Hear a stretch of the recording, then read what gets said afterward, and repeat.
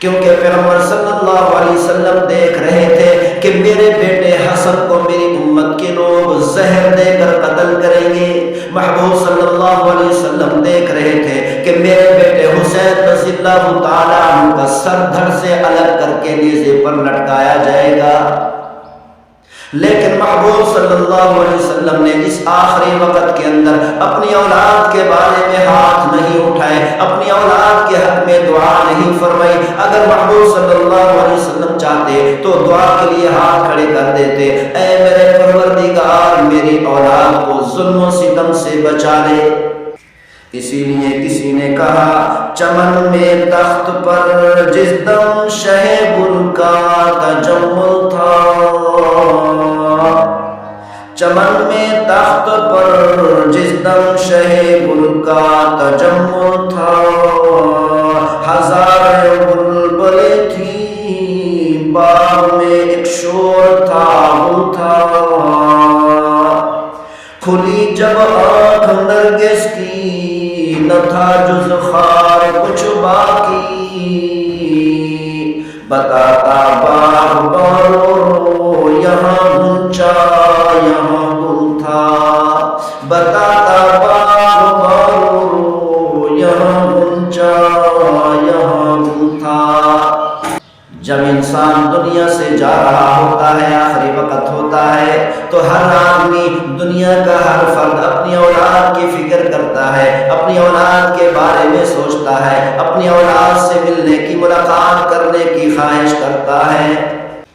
دنیا کا سب سے بڑا ظالم تیمور بادشاہ، درندہ صفت انسان، جب آخری وقت آیا ترکستان کے علاقے میں مر رہا ہے، دنیا سے رخصت ہو رہا ہے، لیکن پکار پکار کے کہہ رہا ہے کیا میری پوری سلطنت کے اندر ایسا کوئی پیر ہے، کیا ایسا کوئی مرشد ہے جو میری ملاقات میرے بیٹے سے کرا دے۔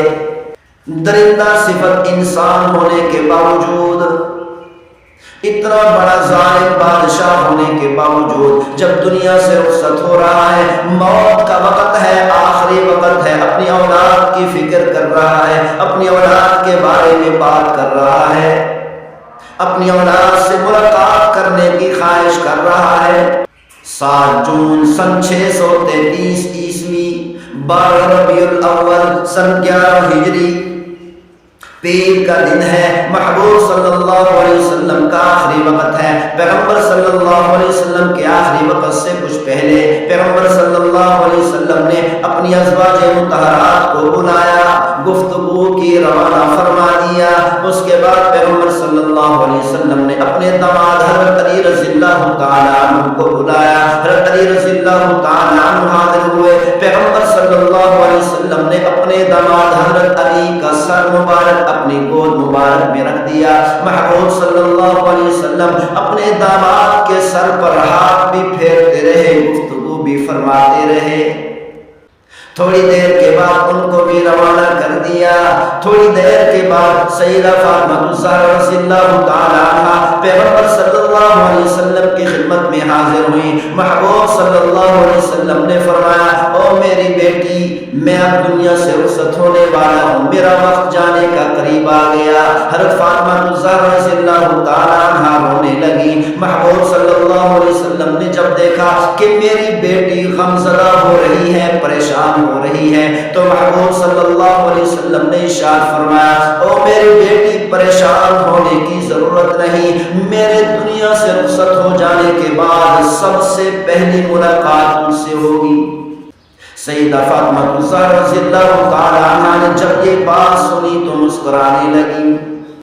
پھر محبوب صلی اللہ علیہ وسلم نے حسن حسین رضی اللہ عنہما کو بلایا۔ پیغمبر صلی اللہ علیہ وسلم نے اپنی اولاد کو، اپنے نواسوں کو، حسن حسین رضی اللہ عنہما کو اپنی گود پر بٹھا دیا۔ محبوب صلی اللہ علیہ وسلم نے حسن حسین رضی اللہ عنہما کو اپنی گود میں بٹھانے کے بعد رونے لگے۔ اتنی آنسو بہائے کہ داڑھی مبارک تر ہو گئی، کیونکہ پیغمبر صلی اللہ علیہ وسلم دیکھ رہے تھے کہ میرے بیٹے حسن حسن کو میری امت کے لوگ زہر دے کر قتل کریں گے۔